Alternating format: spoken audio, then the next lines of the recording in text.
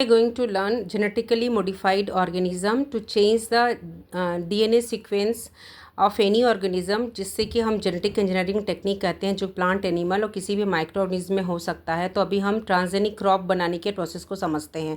इस जगह हम बैसिलस थुरिंजिनेसिस एक बैक्टीरिया है ये ट्रांसजेनिक क्रॉप बनाने में मदद करता है, क्योंकि इसके पास क्राई प्रोटीन होता है।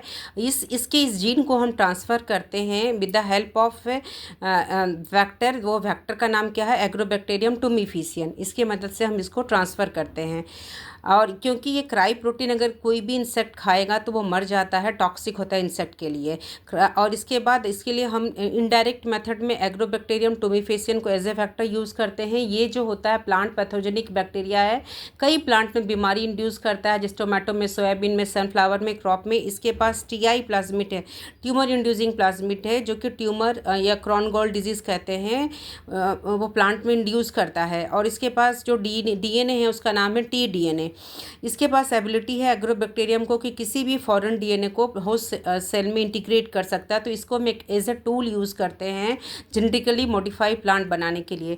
तो ये एग्रोबैक्टीरियम टुमिफिशियन हमने लिया और ये इसके पास टीआई प्लाज्मिड से अब ये ट्यूमर इंड्यूसिंग जीन को हम कट करके हटा देते हैं, ताकि क्या हो जाएगा, ये ट्रांसफॉर्म्ड बैक्टीरिया जब हम बनाएंगे तो वो ट्यूमर को इंड्यूस नहीं करेगा। तो इस तरह से नॉन वायलेंट टीआई प्लाज्मिड हो गया। अब इसमें हमने फॉरेन जीन को इंसर्ट किया। वो फॉरेन जीन कहाँ से लिया? ये बैसिलस थुरिंजिनेसिस बैक्टीरिया से लिया, जिसके पास क्राई प्रोटीन है। क्राई प्रोटीन टॉक्सिक होता है इंसेक्ट से, जिससे कि क्या होता है, कोई भी पैथोजन को इंसेक्ट मर जाता है इसको खाते ही। तो हमने ये क्राई प्रोटीन जीन जो बैसिलस थुरिंजिनेसिस से लिया, उसको इंसर्ट करके रिकम्बिनेंट प्लाज्मिड बनाया। फिर इसके बाद हमने ट्रांसफॉर्म्ड बैक्टीरिया बन गया, जिससे कि कोई ट्यूमर नहीं हो रहा है।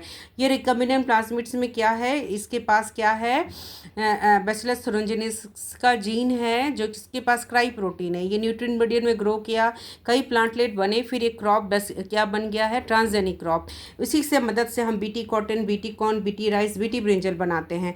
अब इस प्लांट में जब ये क्राई प्रोटीन रहता है तो इनएक्टिव फॉर्म में होता है, ये प्लांट को हानि नहीं करता, इवन तो ये ह्यूमन को भी हानि नहीं करता है। लेकिन कोई जब इंसेक्ट आकर के इसको खाता है, इसके लीफ वगैरह को खाएगा, तो क्या होगा, उसके गट में, गट कैसा है, अल्कलीन है। अल्कलीन नेचर के होने के कारण वो एक्टिव हो जाएगा। फिर वो डाइजेस्टिव ट्रैक्ट को क्या करेगा, स्वेलिंग होने लगेगी, पोर हो जाएगा। उसके बाद धीरे धीरे वो इंसेक्ट क्या हो जाता है, मर जाता है। तो इस तरह से हम ट्रांसजेनिक क्रॉप बनाते हैं, जिससे कि कम यूज़ ऑफ इंसेक्टिसाइड और पेस्टिसाइड हो और प्लांट ही खुद से ट्रांसजेनिक हो जाए, क्योंकि उसमें हमने इंसर्ट किया है बैसिलस थुरिंजिनेसिस के क्राई प्रोटीन को।